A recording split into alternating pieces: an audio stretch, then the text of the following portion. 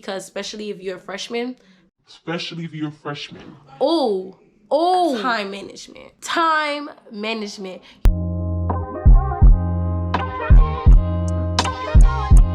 Love yours. What's up, y'all? It is your girl, the Black Pocahontas, aka the Bay Queen, and I am here with a college freshman advice video. So, with that being said, you know I'm about to bake them up. Let's get into the video. Okay, so I'm gonna be looking at my notes, right?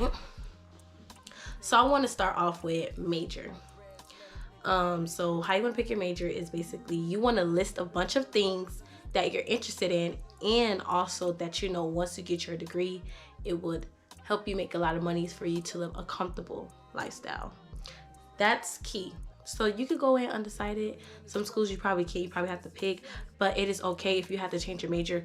People change their major like 2, 3, 4 times while they're in college. Me, I have personally never changed it, but I do know people who have changed it and have moved to different like colleges. So when I say colleges, I mean like, so I go to the University of Florida, right? That is the university itself. But I'm in the College of Liberal Arts and Sciences. There's also a business college. I don't remember the exact name for it. And there's like an animal health center, whatever college. And there's like a medical something, whatever college within my university, right? So some people, you know, they switch colleges, they switch majors, that's what's in their college. It's perfectly fine. Just talk to your academic advisor and figure out what is best. Make sure you take all your gen ed classes soon as you get to college. You need to knock those out the park. ENC 1101, which everybody in any college, whether it's community, university, whatever case is, private, you need ENC 1101 and 1102 in order to graduate. But because every single person needs it, that class is always taken up. So you need to get it as soon as possible.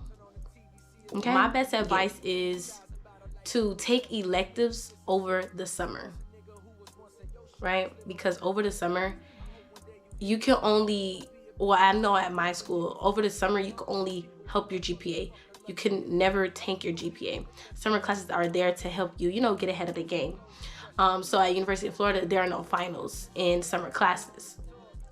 So I feel like, I mean, some people be like, oh, if that's the case, I want to take my, you know, hard classes or my classes I need for my major over the summer. But summer is very quick.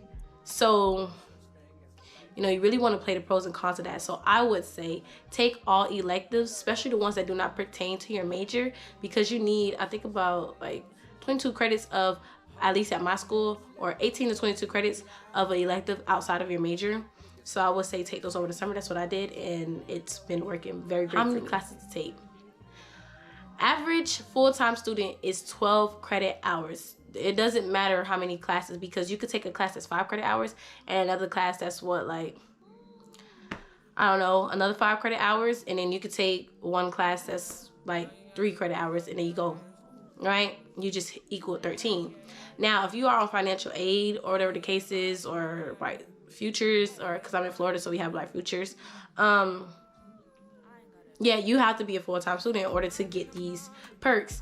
I mean, you can probably work out something for part-time. Part-time is about 6 credit hours, but full-time is typically what you want to do. So I usually say I like to do in between. I don't like to do 12 just because, especially if you're a freshman, and you have bright futures and you have different Pell Grants from your school, you want to pass at least 70% of the classes that you attempt. So after add drop week, whatever classes that you are like scheduled in, you need to pass 75%. Now, if you go in with only like the 12 basic classes and you don't pass that one, you know, pass a class or something, or don't get an SU for it, you probably got to fill out a SAP form, which is like a petition asking like, please let me get my financial aid back, and it has to go through a whole process. You may get granted your funds back, you may not, but I just would say take more than 12 credit hours. Take at least, I mean, if you could do 13, whatever, but the way how, like, you know, classes are scheduled is probably can't really take 13.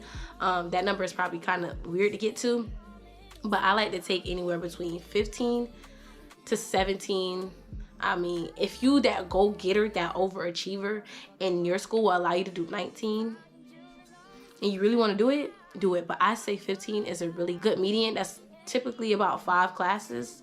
5 classes, I feel like that's manageable. Like, just manage your time wisely and you can do. Okay, so when I was saying like add drop week, right? You beware of add drop week. Like I said, you have a week from when classes open until when they end to get out of a class or to join a new class. Because like I said, for people who are on financial aid, if you gonna know within that first week if you could pass that class or not. Let me just let you know. And if that's the class that you need for graduation, I don't know, I guess you're gonna have to make it do what it gotta do, you know? But please be aware, I can never stress this enough, be aware of that add drop process. It is only 1 week from the day that classes starts to that, which is a Monday, to that Friday. You got them 5 days, make it do what it do. I would definitely say use Rate My Professor. Use it. It's on Google. All you type is Rate My Professor. You put the school in, and then you put the professor. I would say use it with discretion.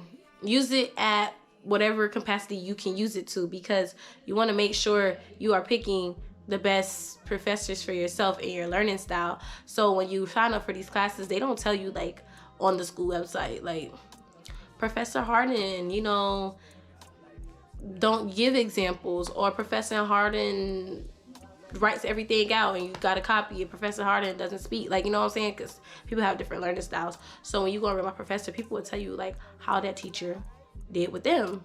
You know, there was a hard, you know, teacher, if they didn't communicate with the class, if they gave very hard tests and quizzes, if they like, what's another word? If they gave a lot of homework, if they didn't give any homework, if you were easily able to finesse the class. Y'all know what I mean by finesse the class. But yeah, so you really want to use Rate My Professor to make sure you are picking the appropriate teachers for you.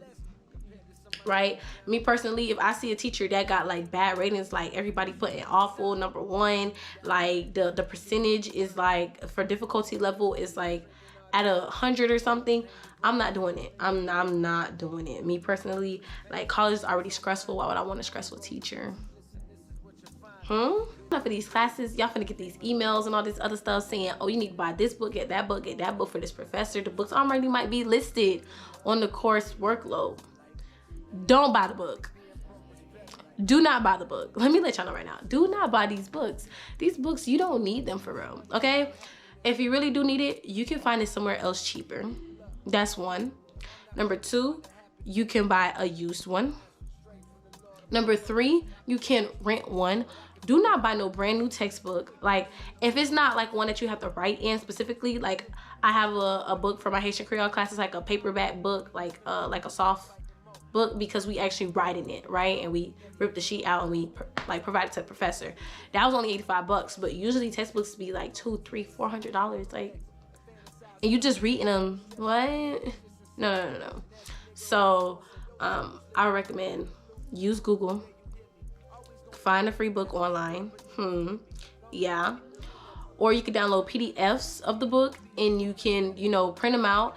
If you live like in a college town like me, there's plenty of like apartment complexes around where you can use their printers. Or you can just go to the school library. You will have to pay, I believe, like 10 cents per page. So, you know, just use it to your potential, whatever you can do. So I would say download the free version on Google. It's easy. You can find it. You can do it. Don't buy no brand new book. Rent it, used, like, just don't buy no brand new book unless you absolutely have to. Cause like, we are in college. Save your coins. Okay? Some professors, they do provide like little packets where like the whole, I know my like freshman year, my math class, I think it was like MAT 1030 or something like that. I don't remember. This was a while ago, right? But like the teacher, basically, it was a packet that we got from like the bookstore at the school, and basically you ain't need no textbooks, because every time she went over something in class, it's like that was our textbook. It was like I don't know how to explain it, but just know it's a packet. Some teachers have that. ask your teacher. We also have something called Study Edge at my school, where it's basically the same thing. Like, you got the packages, and you know, you do your work. You go along with the teacher and you filling in all the stuff. You use it also to study, and everything that's going to be on your exam is on that packet. Like, on, like, literally, not like number for number, letter for letter, but that whole concept. You know what I'm saying? So yeah, I'll definitely say do that. Sometimes your teachers post books, and Canvas or whatever website y'all use, sometimes your teachers will have books available. Use those, save your coins. And then at some schools, they have it where first generation students, where they can get books either for free or for little to no money. You know what I'm saying? So if you are part of like MOF, I think that's what it's called. But anyways, it's like a program for first generation students. Yeah, where they get like full rides to school and stuff like that. If you're part of that, you definitely should be able to look into that. Even if you're not a part of MOF, still, if you're a first generation student, go ahead and provide, you know, the information that shows that you're a first generation student, so they can get you in the resource, like the right path that you need, so you get these books. Okay, let me tell y'all about the college must-haves. Okay, you want to have study groups, especially as a freshman.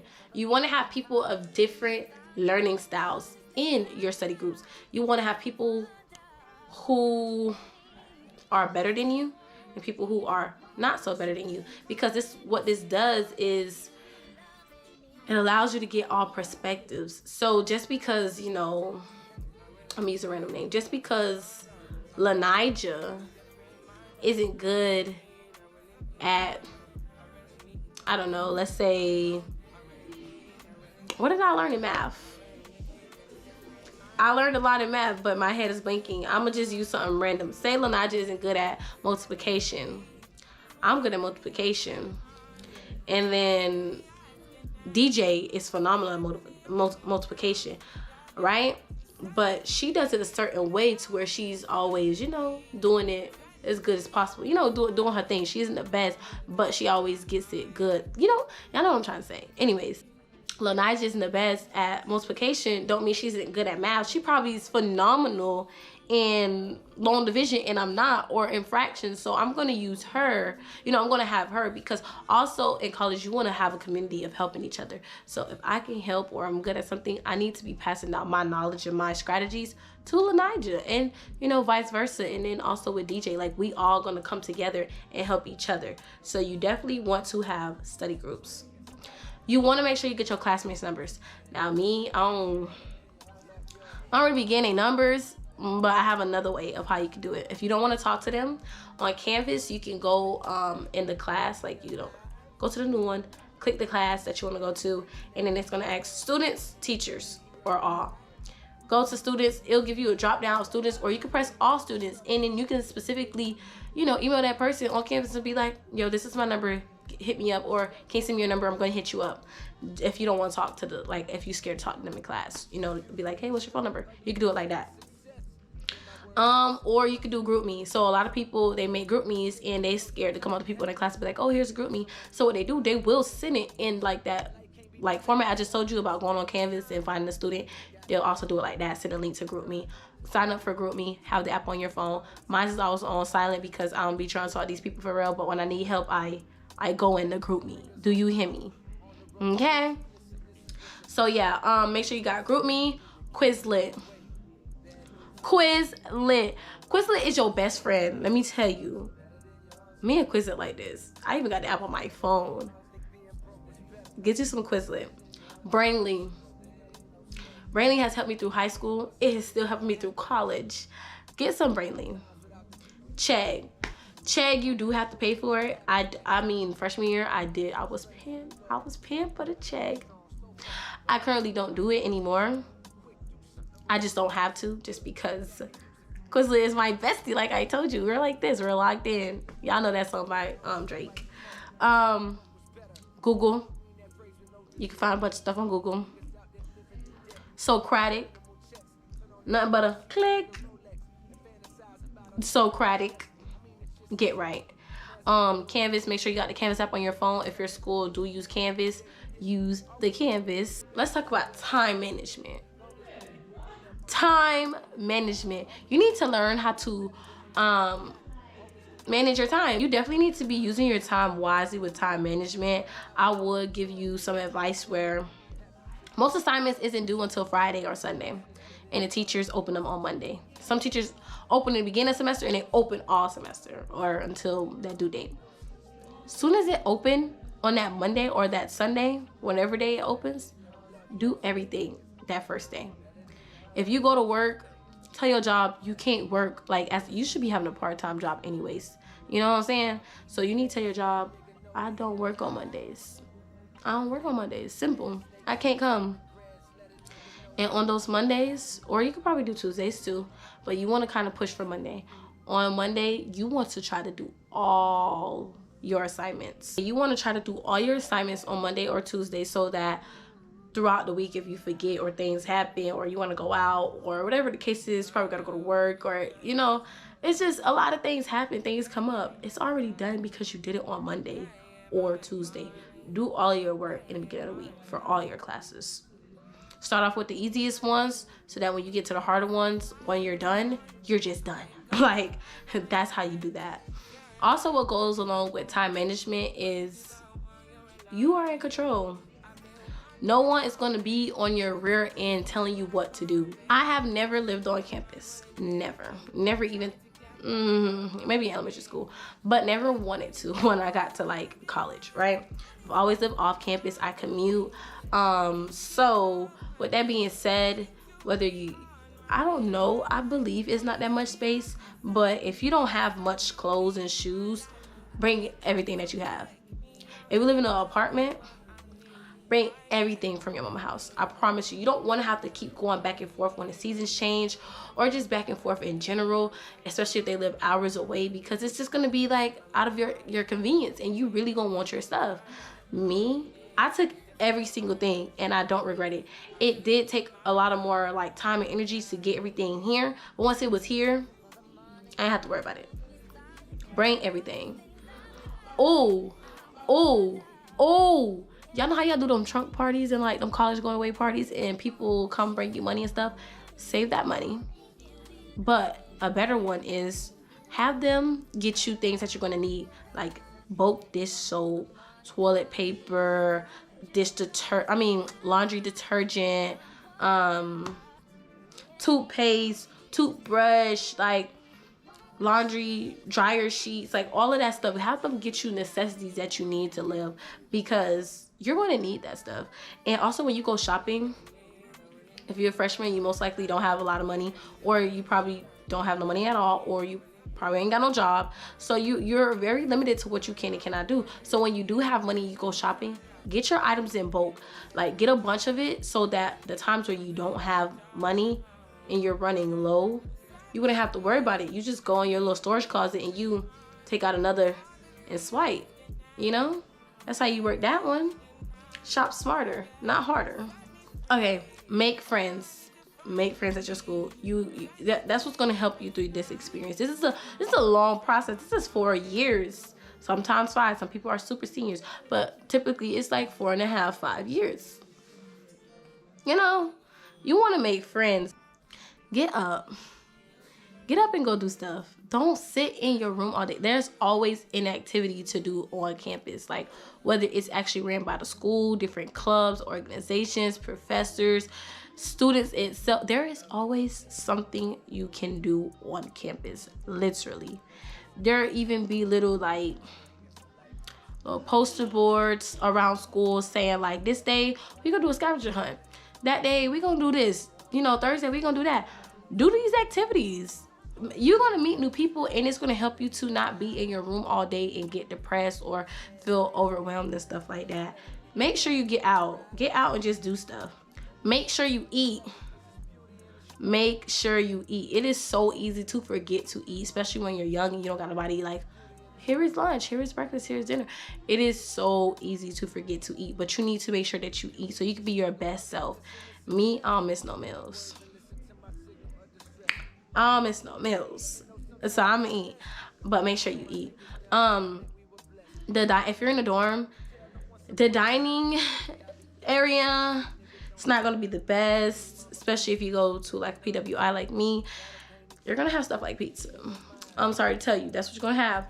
And if after you eat it a bunch of times, it's not gonna taste the best. It's like very repetitive to a point it gets very disgusting. That's where it come into play, learning how to cook. These are our young years. You need to be learning good skills and techniques that's going to help you in the future. We're learning to become fully grown, equipped adults to live in a real world, so we need to start doing that now. Get you 3 to 4 little cheap pots. You get it from Ross.